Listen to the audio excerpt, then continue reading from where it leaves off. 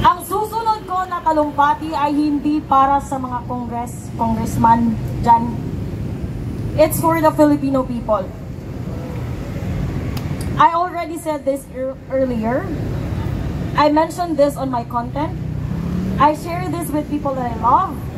And I share this with random people that I met. Hindi po mahirap ang Pilipinas. In fact, we are earning so much. Sa Southeast Asia alone, we are the country with the highest value-added tax at 12%. Right? Buhaya!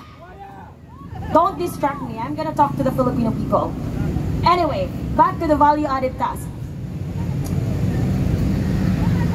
Isipin nyo, who can answer me? Ilan exactly, just a rough estimate, ilan ang bilang ng mga ordinaryong Pilipino na sumasahod ng minimum wage? 1 million? 2 million? 3 million? I don't think so. We are more than 100 million in the Philippines. I'm not that intelligent. I'm not that resourceful. I'm not that kind of person who reads every day. I'm telling you. But one thing that I know, we are more than 100 million. Just imagine this. Just imagine. Ito isipin nyo. For example lang, on a rough estimate, merong 10 million Filipinos working, earning a minimum wage of 500 pesos. Sinong matalino dito? Magkano ang 12% VAT ng 500 pesos? Let me answer that for you. It's 60 pesos. Now, if you are earning 500 pesos with this inflation, because these thieves in the House of the Representatives are just stealing and plundering our money with so much inflation, do you really think na hindi gagastusin ng mga ordinaryong Filipino yung 500 pesos that they earn on a daily basis? The surprise, the answer is no. Obviously, kulang pa ang 500 pesos. So, in every working individual in the country earning 500 pesos, they contribute 60 pesos of value-added tax daily. Let's do the math. Rough estimate, 60 pesos times 10 million working class Filipinos earning minimum wage earners. Magkano yan? The question, nasaan ang pera? Bakit may mga health center tayo na pag pumupunta tayo doon para humingi ng mga over-the-counter medicine like paracetamol? Paracetamol is the cheapest pain reliever, but yet the cannot afford it. Shame on you. Bakit sasabihin ng kapitan namin, wala kasing budget? Walang budget sa paracetamol, pero may budget para sa travel abroad ng mga anak nyo? May budget para sa mga pag-aaral ng anak nyo, not just abroad, but Switzerland, Say University. Fucking whore! Mga garapal! Mga burikat kayo dyan! Now, let's go back to the calculation. 10 million Filipino people working, earning a minimum wage of 500 pesos. Value-added tax lang yun. 10 million estimate lang yun. Do you really think that there's only 10 million Filipino people working for minimum wage earners? Ang laki ng pera ng Pilipinas. Let's add sin taxes. Let's add real estate property taxes. Let's add salary taxes! Kami ang nagtatrabaho araw-gabi, lumulusong sa baha dahil ibinulsa nyo ang budget sa flood control, and don't get started with me. With how much money did you took from us? Flood control projects is 500 billion. PhilHealth funds is 60 plus billion. GSAS, SSS, PDIC, you are not supposed to take those money, especially PhilHealth. It is unconstitutional to take excess money from PhilHealth and put it in the infrastructure na ghost project naman. Do you think we're bobos? No, we're not. We're not idiots. Maalam kami dahil may YouTube University. Accessible sa marami. Mga huwag nyo kaming lukuhin. Nakakagalit. At kapag galit na kami kayo. Galit na kami sa inyo. Ito ang tanda nyo. Siguruhin nyo lang na kayang pasakayin sa mga private jets nyo lahat ng relatives nyo. Because taong bayan will show no mercy when the time comes. Tandaan nyo yan. Enjoy nyo muna yung mga sasakyan ninyo na binili namin. Enjoy nyo muna yung mga bahay nyo na binili namin. Kaya pala ang hirap-hirap. Di as a virtual assistant, ang hirap-hirap magbakasyon. Kasi walang extra pera. Kasi kailangan pala namin sponsoran yung mga lifestyle nyo. We sponsored your lavish lifestyle without our consent, and that's evil. Evil! House of Representatives! Just close your building! Hindi nyo naman building yan! Pera nga namin yan! Pera namin yan yung building nyo! Yung upuan na inuupuan nyo! Pera namin ang binili dyan! Yung mga sasakyan na sinasakyan nyo! Pera namin ang binibili dyan! Yung mga bahay na tinitirahan nyo! Pera namin yan! Yung pinapakain nyo sa mga anak nyo! Pera namin yan! Hindi ako magmamakaawa sa inyo na mag-resign. Just do whatever you want to do. Just continue what you're doing. And I'm sure 100% that you're just fueling the rage of the ordinary people. Just come to think of it, I am a nobody from Cebu City. But I came here on my own. I came here on my own because of the rage, the injustice, and the kaguhan that I feel. That I felt on my soul, as if I have a soul, I feel it in my soul. Mga puto. Sinasabi nyo ang mga OFWs, modern day heroes, right? Mga modernong bayani ang ating mga OFW. Pero bakit ang NAIA may laglag? Bala na naman!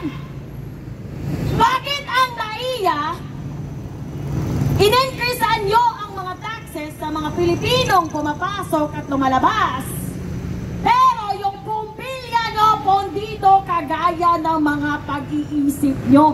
Pondido! Pondido nga ba? Or wala lang kayong pake? Kasi nakatapal sa mga mata nyo ang pera na hindi sa inyo. Mga putang, nakakasawa, nakakasuka, nakakagalit! Nakakagalit kayo! Kaya please lang ipagpatuloy nyo ang pagnanakaw nyo, ang pagsisinungaling nyo, ang panggagagaw nyo, dahil yan mismo ang dahilan kung one day wala nang safe space sa inyo. Sinasabi ko, may sukdulan ang lahat, may sukdulan ang galit, may limitasyon ang pagtitiis ng mga Pilipino, may limitasyon ang pag-tolerate namin sa mga abusadong katulad nyo. Again, we are not asking for anything that standard, that worldly standard. We're not anything, we're not expecting to become the US, we're not expecting to have facilities like Canada, like Japan, like US, like UK. We do not. Kaming mga Pilipino, madali kaming mahalin, madali kaming umentende. Pero bakit yung pagamutan walang gamot?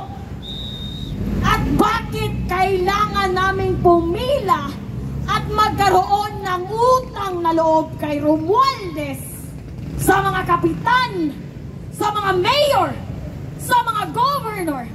Bakit kailangan naming magkaroon ng utang na loob upang babayaran ang excess namin sa hospital when in the first place those are ours, hindi sa inyo? Eto, I urge every Filipino, for whatever results it comes after this, let's demand and require every public officials to send their children in public schools. Baka, when they are required to send their children in the public school, baka maging maganda ang public school natin. Tayo ang nagbabayad ng pera, pero ang mga anak nila nasa ibang bansa. Samantalang ang mga ordinaryong Pilipino na naghihirap, nagtatrabaho, araw-araw, kahit may sakit, kahit may baha, dahil ninakaw nyo ang flood control projects, nagtatrabaho pa rin. Pero nasaan ang mga anak namin? Nasa public school na walang upuan. Nasa public school. Ang brother-in-law ko is a teacher. He is a public teacher. He just joined the public teaching profession. Yet, umalis na lang siya sa paaralang pangpubliko. Umalis na lang siya sa nasabing pampublikong paaralan. Nagkaroon ba siyang sweldo? Hindi, kasi walang budget. Pupunta ka ng health center, pupunta ka ng pagamutan, solo parent. I was widowed. I got widowed when I was 26. Pero hindi ako klaseng tao na pupunta sa gobyerno magrarally dahil mahirap ang buhay ko. I'm not that kind of person. So what I did after I got widowed, nagtrabaho ako ng call center.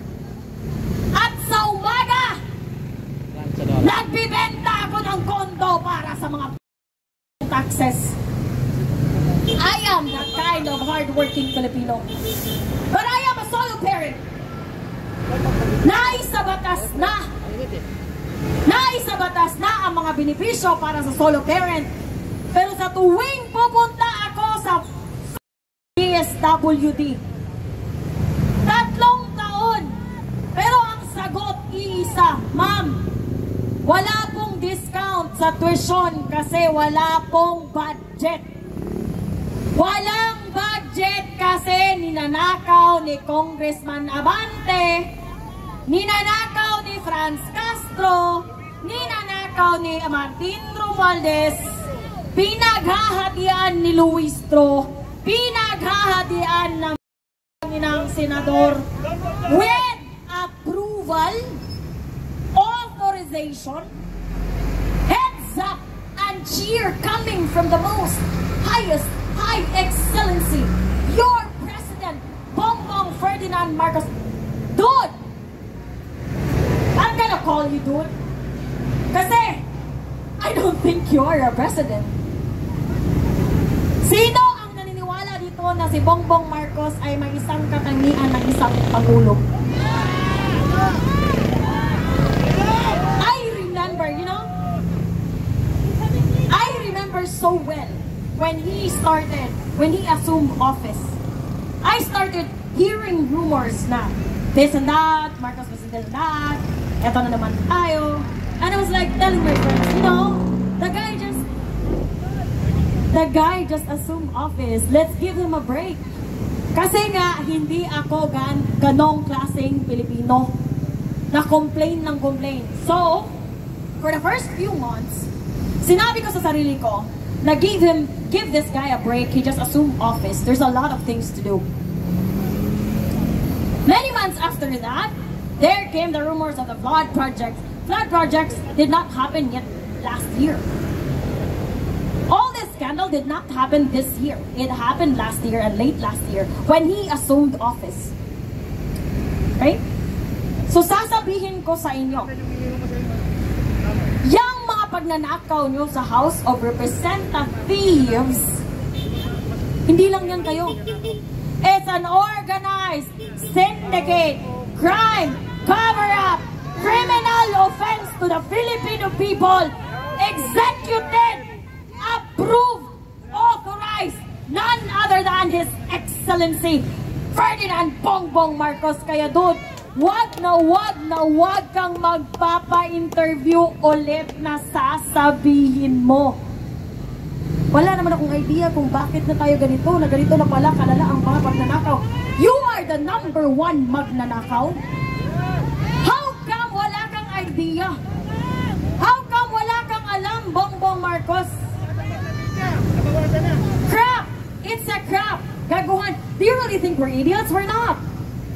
Kasi ang mga pagnanakaw na to, hindi ito magiging ganito kalala kung hindi mo aprobado at autorisado. You are the number one criminal committing criminal offenses to the Filipino people. Walang iba. Walang iba. It's just you. It's just you and your minions in the Senate. It's just you and your minions in the Congress. Araw-araw kayong nandyan sa Congress. Anong ginagawa nyo? Nagnanakaw! Nagnanakaw ng pondo ng bayan. Again, hindi ko sasabihin sa inyo na maawa naman kayo. Just do whatever you wanna do. Continue what you are doing right now.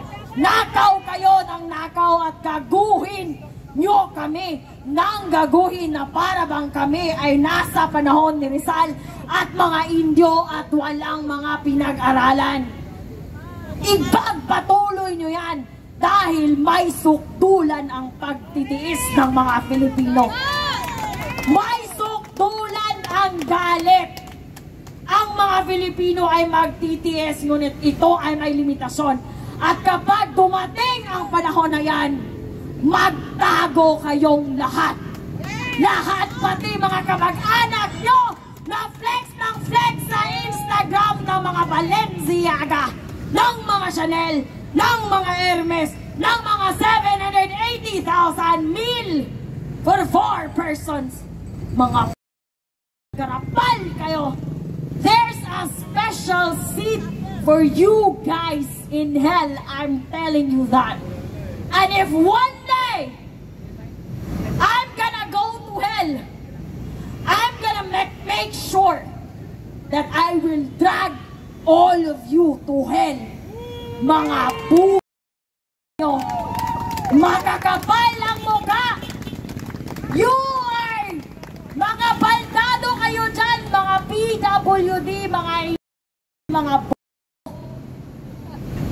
palamunin ng bayan, mga salot ng bayan, mga pahirap ng bayan, mga nagpapahirap sa mamamayan. Kaya ipagpatuloy nyo yan. I dare you! Magnakaw kayo ng magnakaw, ng magnakaw, ng magnakaw, ng magnakaw. At gaguhin nyo kami.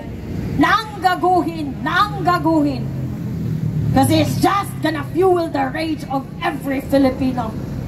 And one day magtago kayo because we will show no mercy.